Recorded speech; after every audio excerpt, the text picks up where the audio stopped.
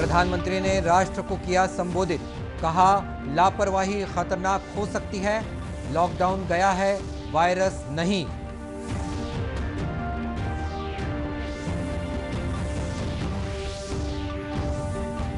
राज्यपाल ने जनजातियों को उनकी बोली में ही शिक्षा देने का दिया सुझाव, नई शिक्षा नीति को लेकर आयोजित वेबिनार को किया संबोधित।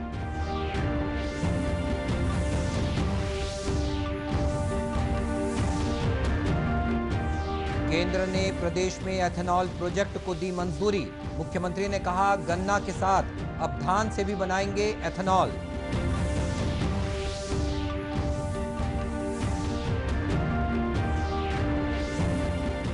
और देश में पिछले 24 घंटों के दौरान नए संक्रमण के मामले 50,000 से कम, प्रदेश में बुजुर्ग भी दे रहे हैं कोरोना को मात।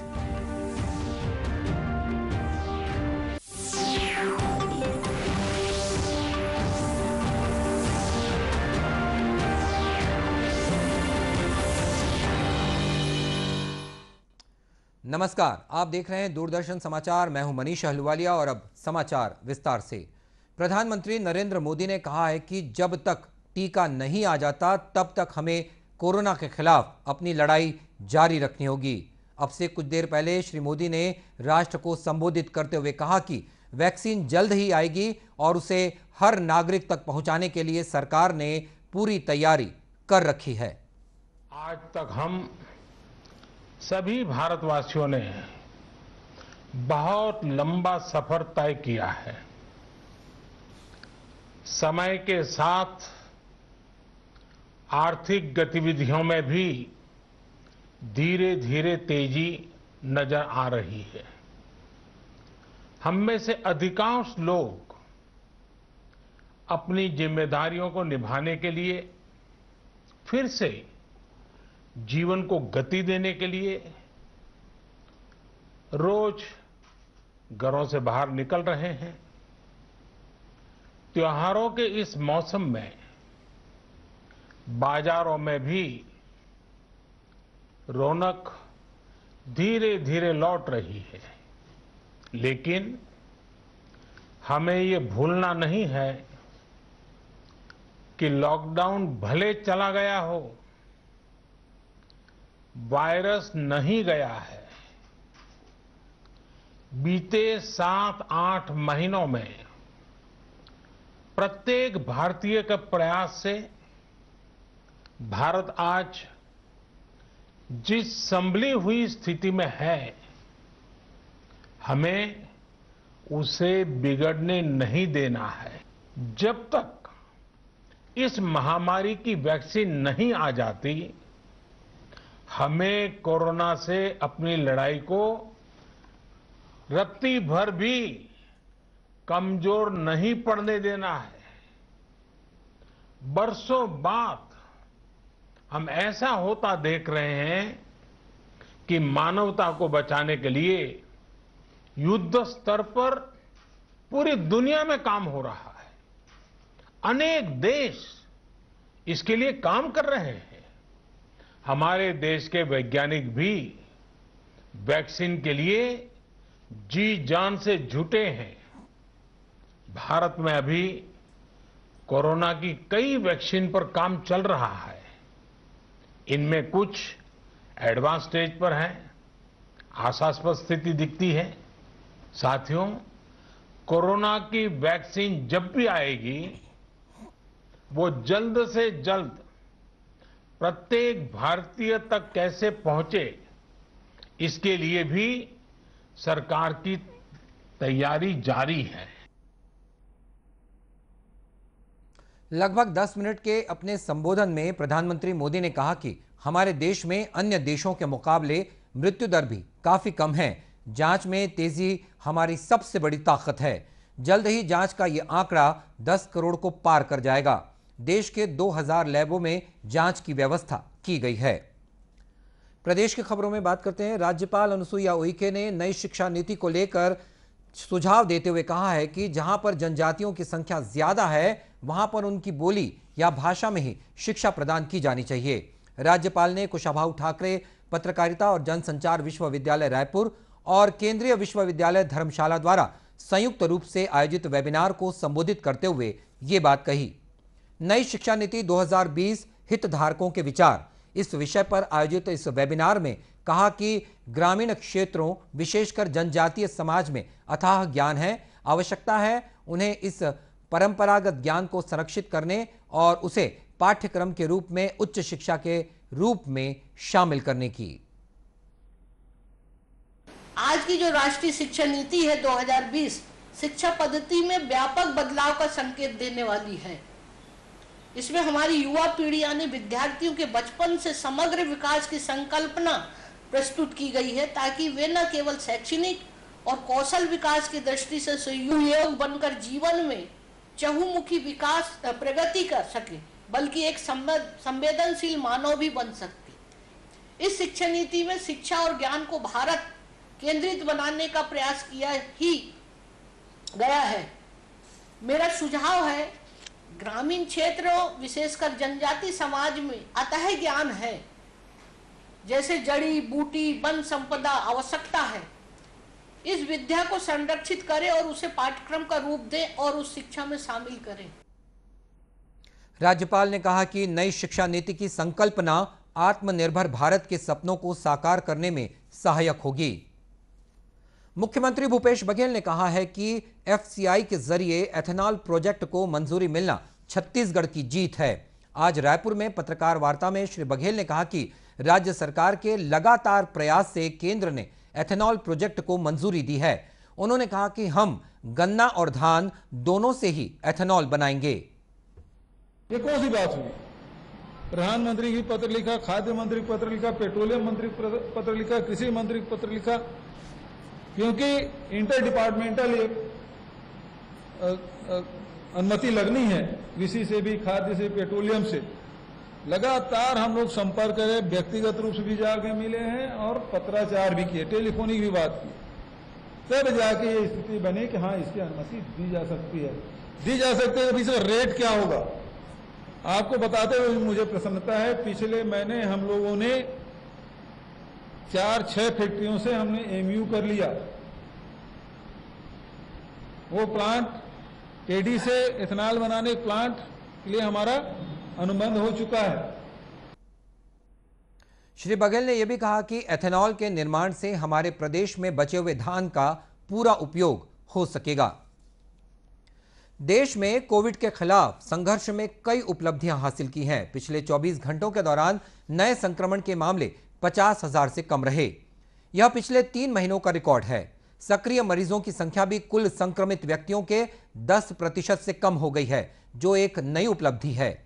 स्वास्थ्य मंत्रालय ने कहा है कि देश में कोरोना से ठीक होने वालों की संख्या लगातार बढ़ रही है।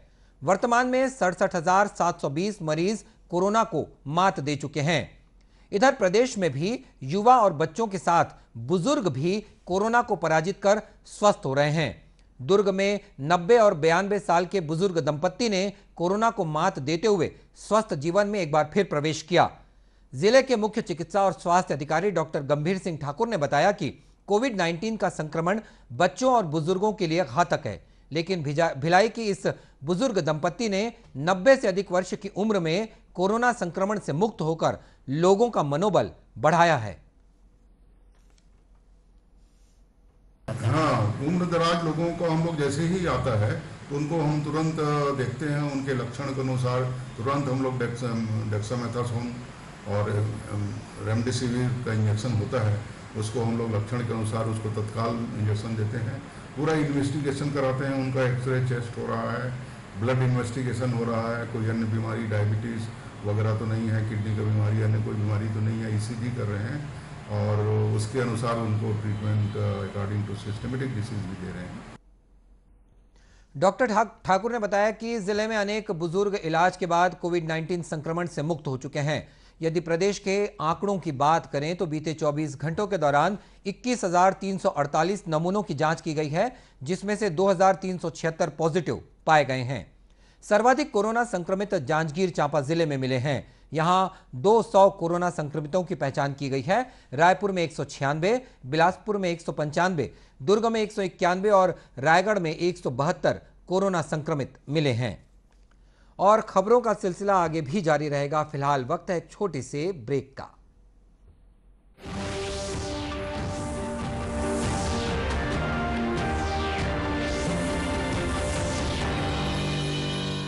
Come on boys, let's go practice. अरे रुक यार, मेरे बैंक अकाउंट में गलत एंट्री का प्रॉब्लम हो गया। अरे तो बैंक को कंप्लेन करना। बैंक को लिखे 1 महीना हो गया है, बट वो गुगली पे गुगली डाले जा रहा है। तो आरबीआई के बैंकिंग लोकपाल को इन्फॉर्म करो। रुक, मैं समझाता हूँ। जैसे क्रिकेट में थर्ड अंपायर, वैसे ही आरबीआई का बैंकिंग ओम्बुड्समैन। आरबीआई कहता है अगर बैंक आपकी कंप्लेंट को 1 महीने में नहीं सुलझाता तो आरबीआई के बैंकिंग ओम्बुड्समैन में कंप्लेंट करो। यह आरबीआई का आसान तरीका है आपकी कंप्लेंट सुलझाने का, और वो भी फ्री।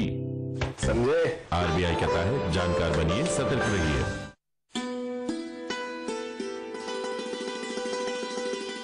क्या आप मेरे हाथ देख रहे हैं?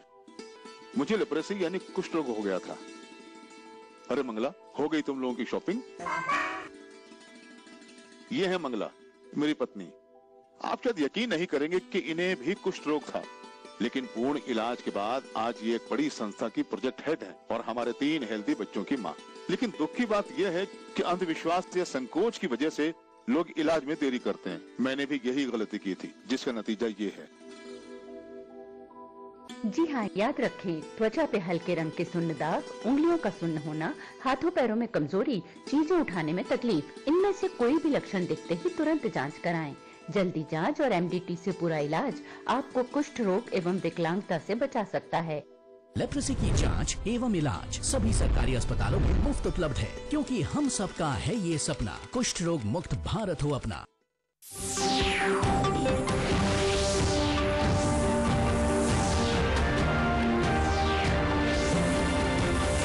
और ब्रेक के बाद एक बार फिर स्वागत है आपका दूरदर्शन समाचार में। भाजपा ने आज रायपुर में जन आक्रोश रैली निकाली। रायपुर के बूढ़ापारा स्थित धरना स्थल में पार्टी के आला नेताओं और सांसदों की अगुवाई में कार्यकर्ताओं ने प्रदर्शन किया। दुर्ग के सांसद विजय बघेल ने कहा कि प्रदेश में कानून व्यवस्था की बिगड़ती स्थिति के मद्देनजर इस रैली का आयोजन किया गया है।